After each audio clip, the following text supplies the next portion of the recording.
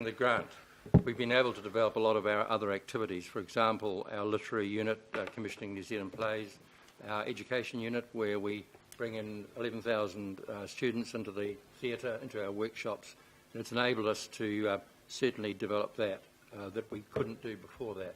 So apart from our main bill plays and operation of the new theatre, we're very keen to educate and relate to the community at large in terms of those other activities. Councillor Walker. Sure, a couple of questions. Could you just outline briefly the relationship you have with the tertiary sector, universities and the like? Yes, of course. Being a theatre company, we'll work with anybody, but we have a very special relationship with AUT, which is really focused around creative industries, creative learning, and an outward focus in that area. So they came in as one of our core, they come in as a shareholder in the new theatre, taking a 15% stake and contributing a significant grant towards the project. And then we have a number of projects that we have underway with them, which is around how we bring a creative learning aspect or creativity to programs which they run on campus. Okay, and the other question I've got particularly goes to the new facility, and that's whether you've done any work around the impact you're having on food and beverage, hotel, the vibrancy of Auckland, and how that's delivering perhaps economically as far as council's concerned. We don't have any work specifically since we opened.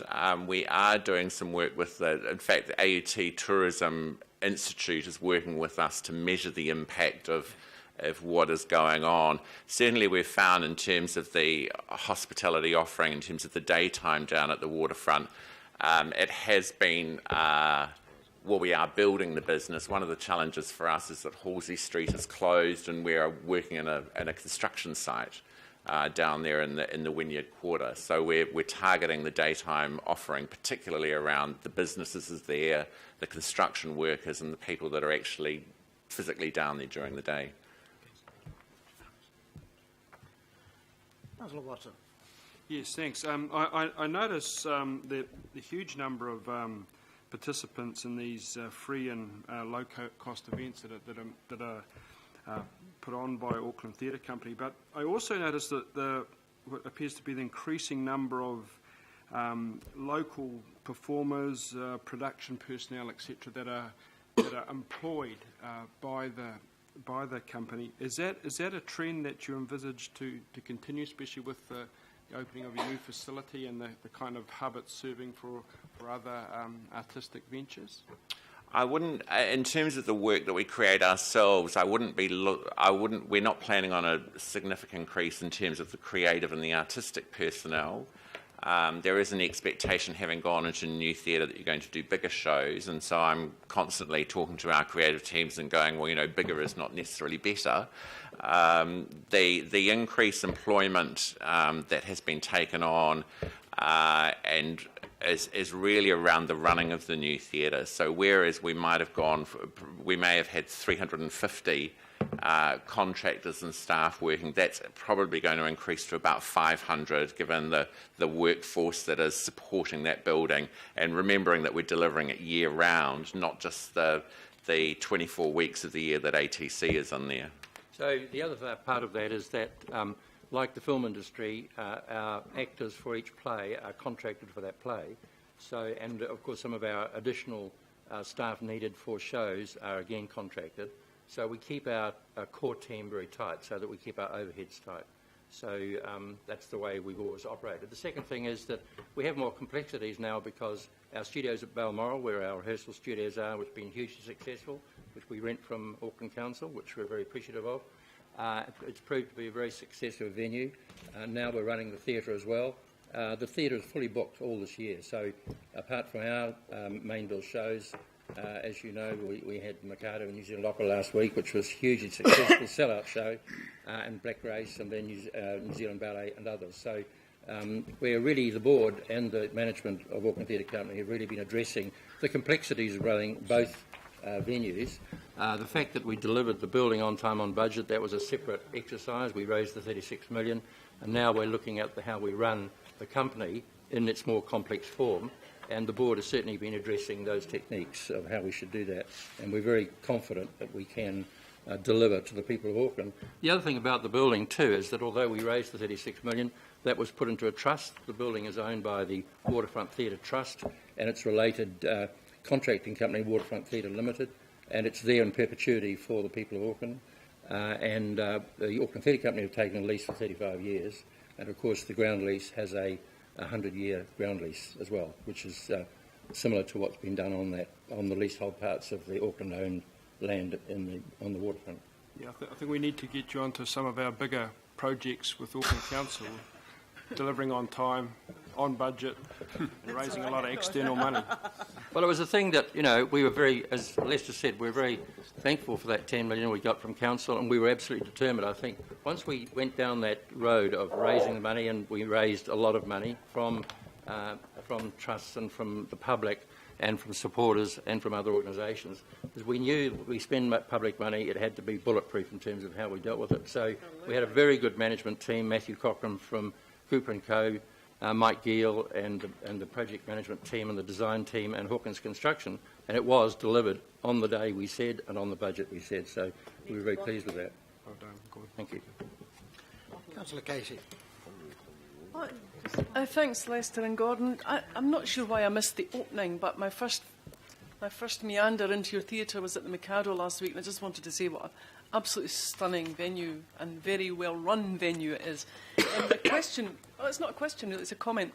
As I left, I took a picture of your big sign that says, proudly sponsored by Auckland Council, with a big pahutakawa. I sent it to the Mayor and the Chief Executive, and I said that that's what every facility that we sponsor should have. So thank you for that big acknowledgement. Oh, sorry. Cheers. Hooray. That was it. Well, we have to credit the officers that we worked with that we had a very comprehensive agreement that we worked with, and things like the signage was all covered off on it, and the officers that we worked with made sure that we delivered everything we were going to do. So, and the two big signs are in the contract. So how can we not do them? Good stuff. Right, thank you, Lester and Gordon. I think you've still got the challenge of rising labour costs because you're labour intensive and trying to keep the prices down. It's a conundrum for you. So anyway, thank you. You've done a great job with that building. Thank you.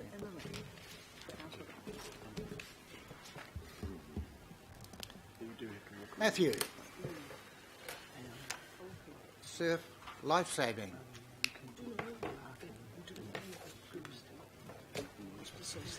Northern Region.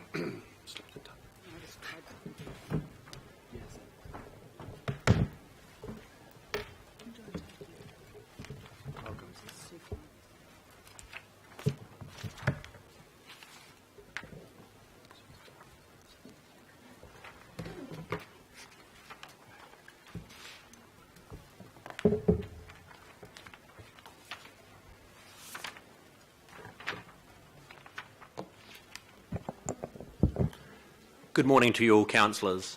For the new faces in the room, I am Matt Williams, Chief Executive Officer of Surf Lifesaving Northern Region, and with me is Denise Boviard from our Board of Directors. Thank you for this opportunity to give our thanks and share our story with you. Our city is a city surrounded by water. Our beaches are our city's treasures, used by all of Auckland and its visitors. Surf Lifesaving's Northern Region's mission is to ensure that these can be enjoyed safely, both through an active lifeguard service and well-educated users of our beaches. Auckland Council funding keeps hundreds and thousands of Auckland beachgoers and visitors to the city safe every year. We are here to ensure that all of Auckland's communities can continue to enjoy safe use of the beaches they love. We are here to educate the young and recently arrived to Auckland, and we are here to bring a smile to the face of every person who visits our beaches, ensuring they leave with only happy memories. And of course, today, we are here with a story to tell, of volunteers, of Aucklanders looking after each other, and of 100 years of lifeguards on your beaches. Surf Lifesaving Northern Region is the regional body responsible for many of the most used and dangerous beaches in New Zealand. From coast to coast in Auckland, we have 10 surf lifesaving entities providing lifesaving services at 17 beaches. Beaches such as Muriwai, Kareotahi, Piha, Bethel's Beach and Parkeri needing no introduction. And our reach through community education is even wider, with 10,000 school-aged children from outside of our movement participating in 195 days of beach education so far this season alone. We are a frontline emergency organisation, just like fire, police and ambulance. We make rescues, but are firmly focused on prevention, educating the community, equipping them with the necessary knowledge before they reach our beaches. We coordinate the activities of our 10 Auckland clubs, ensuring strong linkages into the wider emergency response and search and rescue services, ensuring a uniform delivery of service at our 17 patrol locations. What does that all mean? It means that you, your friends, families and visitors to the city's beaches are kept safe thanks to the amazing work of our lifeguards and educators, work that would not be possible without our partnership with Auckland Council.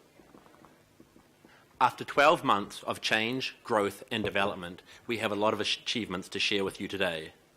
At a time when drownings nationwide have reached a 35-year high, in Auckland, where we have some of the busiest and most dangerous beaches and a growing and increasingly diverse population, the number of beachgoer drownings per capita in this city is still the lowest in the country. How do we do this? With your support. Surf Lifesaving's value lies in its ability to build and grow a successful volunteer service and education platform. Through early engagement with children as young as 4 years old through to 14 years old in our club-run junior surf programs and regionally delivered community education, we ensure that the future of Auckland has the skills not just to survive but thrive in the surf. Many of these individuals continue their journey to become lifeguards, 500 new ones every year in fact. The training, retention and development of these individuals allows us to provide 6 months worth of weekend volunteer patrols on Auckland beaches, making sure that those at holiday and play on our beaches do so safely under the most economic and efficient model available. Outside of this, we are aware the public doesn't only use the beach on weekends, so we provide a paid lifeguard service from Monday to Friday over the peak holiday period, using charity-funded equipment and facilities to ensure economic delivery of this service, employing 110 of the very best of our volunteer lifeguards and international lifeguards to ensure the service is cutting edge. This mix of paid and volunteer lifeguards and your support has allowed us to provide almost 60,000 hours of service as at the 19th of February. Based on the amount of support Auckland Council provided us in the last year, that equates to a total of $2 per hour per beach for a full lifeguarding service. I'd hate to be in competition with a business as lean as ours. While we are proud of how efficient our delivery model is, it provides challenges in times of change when the community requires us to do more. This has been a worthy challenge for Surf Lifesaving Northern Region over the past years. Surf Lifesaving Northern Region have gone from existing as an organisation providing a service between the flags to a highly regarded, well-utilised community rescue service. Currently, most of our work occurs outside of the flags. Anyone who's been across the news will be well aware that core services for our volunteers now include responding to serious medical incidents such as heart attacks in the local vicinity, vehicle accidents on beaches, farm accidents, large-scale in-water search and rescue operations with police and other agencies, and search and rescue operations in local or nearby bush. We are so good at what we do, so well trained with such a strong volunteer force that we are continually being expected to do more and more. But increased delivery brings with it increased costs. For us, education continues to be one of our most significant outputs.